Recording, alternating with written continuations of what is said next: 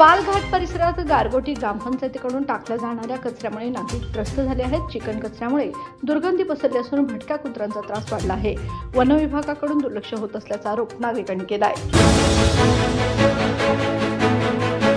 भागीरथी महिला संस्थेतर्फे झिम्मा फुगडी स्पर्धा महासैनिक दरबार हॉल येथे प्रचंड उत्साहात संपन्न। तब्बल 10,000 महिलांनी पारंपरिक वेशभूषेत सहभाग घेत लोककला व खेळांचा जल्लोष केला।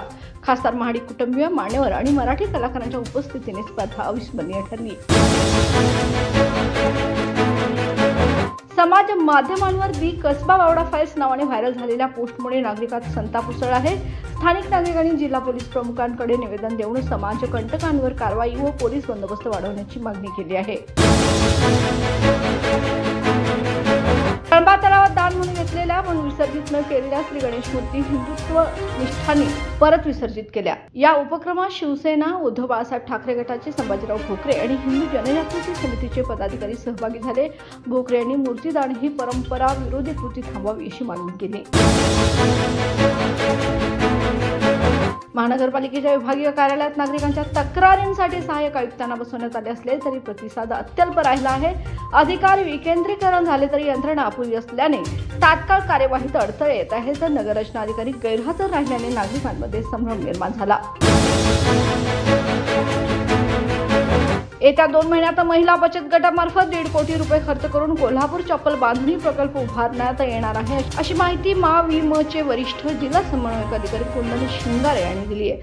2025-2026 साठी 53 कोटी कर्ज वाटपाचे उद्दिष्ट ठरवण्यात आले असून महिलांच्या आर्थिक उन्नतीसाठी विविध योजना राबवण्यात येत असल्याचं जिल्हाधिकारी अमोल येडगे यांनी सांगितलं।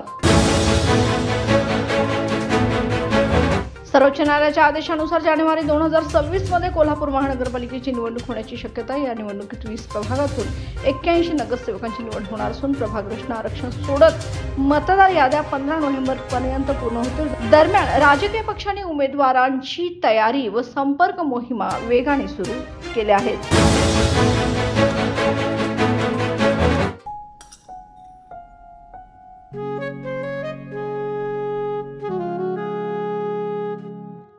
बाबा, आज येताना बासुंदी घेऊन या ना।